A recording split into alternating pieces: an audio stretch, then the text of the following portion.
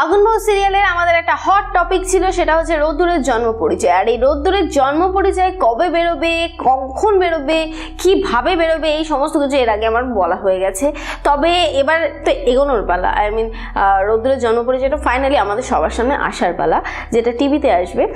আমি এখানে আনবো না, কারণ এখানে আনতে গেলে তো রোদ্দুরকে ডেকে আনতে হবে, মালবিকা বসু প্লাস আনতে হবে ময়ূরাক্ষী দেবীকে, সেটা আমার পক্ষে সম্ভব না। তো যাই হোক, এবার যেটা বলতে চলেছি আমি সেটা হচ্ছে, না তার আগে যেটা বলবো সেটা হচ্ছে, যারা যারা এখন অব্দি চিরকুট ইনফিনিটি চ্যানেলটিকে সাবস্ক্রাইব করোনি, নিচে দেখো সাবস্ক্রাইব বাটন আছে, সেখানে গিয়ে সাবস্ক্রাইব করো, তার পাশে থাকা বেল বাটন অবশ্যই করে ক্লিক করো আমার ভিডিও সবার ফার্স্টে নিজের মোবাইলে পাওয়ার জন্যে।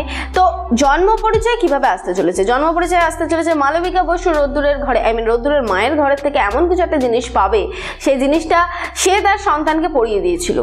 হয়তো ছবি, হয়তো কোনো গয়না, হয়তো হাতের বাজু, হয়তো হাতের বালা, কিছু না কিছু একটা জিনিস পাবে। আর সেই জিনিসটা পাওয়ার পরে সে আর কাউকে কিছু বলবে না, সে সোজা গিয়ে সেজকে অর্থাৎ অনিরুদ্ধকে জানাবে যে দেখো এই জিনিসটা ছিল আমার সন্তানের, এই জিনিসটা এলো কি করে মেজদির ঘরে। আস্তে আস্তে সেজকা এই বিষয়টা নিয়ে একটু তদন্ত চালাবে, গোয়েন্দা হয়ে যাবে। আর মহুল রোদ্দুর তো এমনিতেই গোয়েন্দা ছিল, এবার সেজকা একটু গোয়েন্দা হবে আর কি। তো যাই হোক, সেজকা গোয়েন্দাগিরি করবে এবং গোয়েন্দাগিরি করার পরেই কিন্তু এই জিনিসটা সামনে আসবে। কিন্তু ময়ূরাক্ষী দেবী সহজে মেনে নিতে চাইবে না এবং ময়ূরাক্ষী দেবী এটাই জানাবে যে রোদ্দুর আমার সন্তান। কিন্তু মালবিকা বসু একটাই কথা জানাতে চলেছে, সেটা হচ্ছে যে সন্তানকে এতদিন ধরে কাছে পাইনি, যে সন্তানকে এতদিন ধরে জানতাম মৃত, সেই সন্তান বেড়ে উঠেছে তারই নিজের পরিবারে, অথচ তাকে আমরা কেউ চিনতেই পারিনি। শেষকে একটু অবাক হবে যে রোদ্দুরকে সে ছোট থেকে বড় করে তুলেছে, যে রোদ্দুরের সাথে সে সমস্ত সুখ দুঃখ ভাগ করে নিত, সেই রোদ্দুরই আসলে তার সন্তান। তো কি এবার সেজকা ছেড়ে বাবা বলার পালা? দেখা যাক কি হয়। তো তারই পাশাপাশি বলবো যে তুলতুলি আর অনির্বাণ, সরি ওটা অনির্বাণ ছিল, ইনি অনিরুদ্ধ।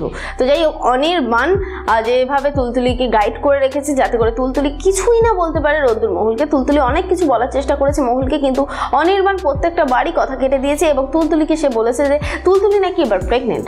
তো যাই হোক, তুলতুলির কাছে আসতে চলেছে নাকি এবার তুলতুলির শাশুড়ি, তার মানে সিরিয়ালটা আরও জমে উঠবে।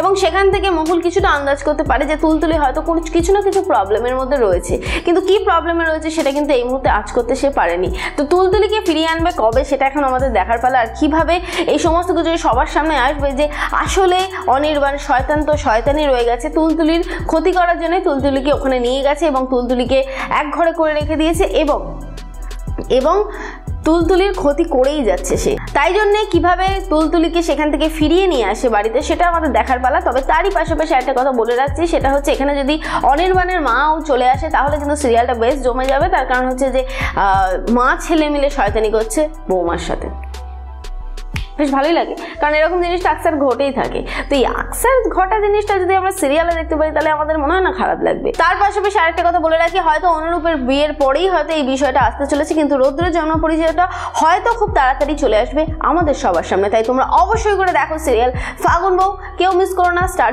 জলসা এইচডিতে ঠিক রাতে 8:30টার সময়। আমি এত সুন্দর যে একটা খবর বললাম, আমি কি কিছু পেতে পারি?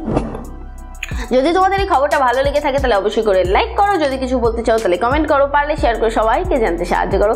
আর যেটা করবে সেটা হচ্ছে ফাগুন বউ সিরিয়ালের সমস্ত খবর সবার প্রথমে পেতে অবশ্যই করে সাবস্ক্রাইব করো চিরকুট ইনফিনিটি চ্যানেলকে, আর তার পাশে থাকা বেল বাটন অবশ্যই করে ক্লিক করো আমার ভিডিও সবার ফার্স্টে পাওয়ার জন্য।